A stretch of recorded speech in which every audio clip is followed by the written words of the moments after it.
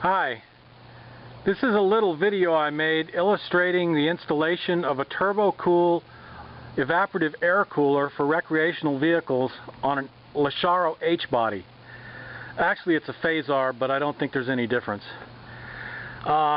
Anyway, if you're not familiar with the Turbokool and you're tired of being hot in summer and thrashing your generator or running around looking for shore power, I highly advise one of these units because they run on 12 volt and they work fantastic in any climate that is under 75% humidity.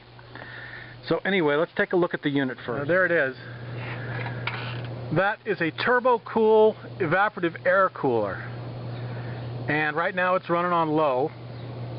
The way it works is it cools through evaporative cooling, and which means you have to get water to the thing. And the way I have it hooked up, I have it running through my refrigerator vent that comes up here where it vents the air from the fridge, and I ran a copper line down into the conduit. As you can see, it's very heavily silicone so it doesn't leak. The copper line runs all the way over and then runs to the inside of the unit, which goes to a float which regulates the level of water in the pan. As you can see, I have a 12 volt solar panel which is running into a converter behind the fridge called a Sunrider, which trickle charges my coach battery, which is a really convenient thing to have if you're going to run something like this continuously on 12 volt. But it's not a prerequisite. You don't really need it, but it's a good thing to have, especially in the desert. Anyway, that's that side of the cooler, and there it is. That's what it looks like. That's the air conditioner standard that comes with it, and this is the evaporative cooler. Okay. As you can see, it had to be shimmed up a little bit on this side to make it level, but that's not a problem.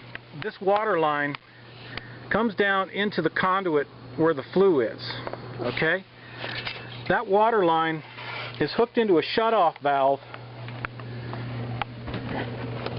Well, it's a copper line, and I run it into some 1/4 inch fuel line that is double clamped, and yeah, it's got some plumber's goop on it, Larry. Imagine that.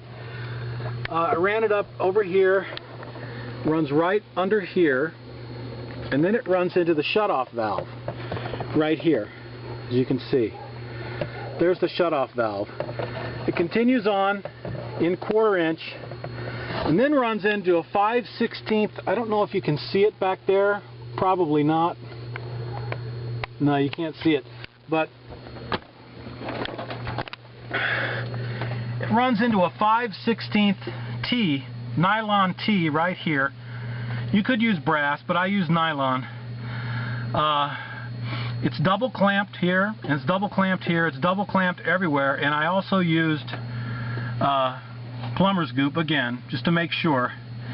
The line runs down into the demand pump, and basically when the system pressurizes, it's also pressurizing that line down here, and when I hit the turn on the shutoff valve, it sends water up to the pan of the cooler. Here's the cooler, and it's running on low right now. This is what it's like on high, and it's really blowing. Now, you're probably wondering why I just left the exhaust vent open like this. I'm probably going to put some screen on it, but for right now I'm going to leave it open and just see how it works. The reason this can be a problem on H-bodies is because this is the grill. This is the grill that came with it. Okay, this is the exhaust grill, and as you can see, because of our pull-out shower, that's just not going to work. Now these switches, the switches to operate the thing, were mounted in the exhaust grill. I had to take them out, and I had to mount them right here on the side. Now, You're probably wondering, why would you mount it in the shower? Well, there was only other two possibilities. One was right here by the door, and I was going to run a conduit up here and run it across.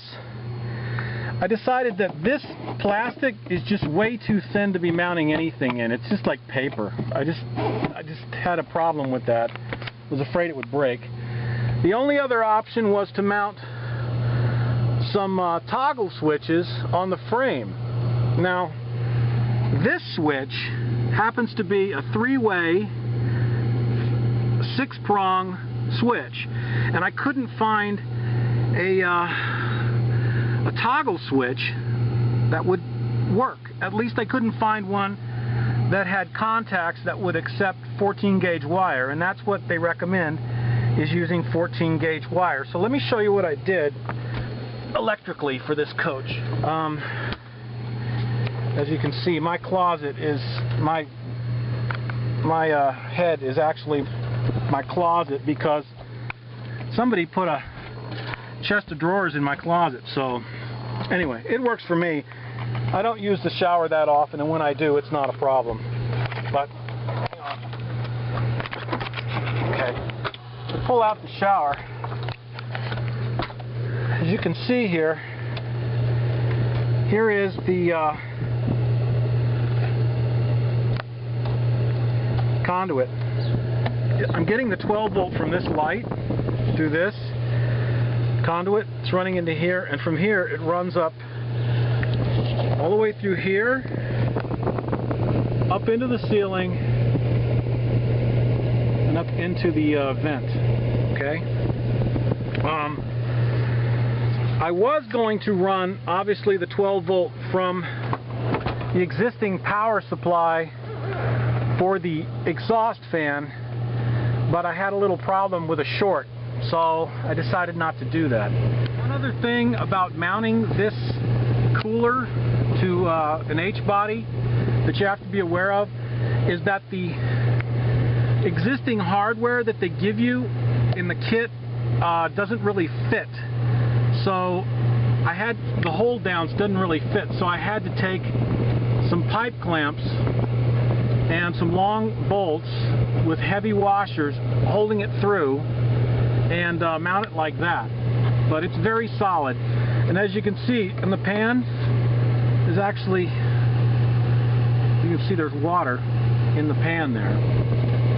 So even though I've got the pump off, but and it's blowing really cool air. It's about 70 degrees here in Arizona, and it's probably, I don't know, 55 in this coach. So anyway, that's how I did it. That's how I made it fit.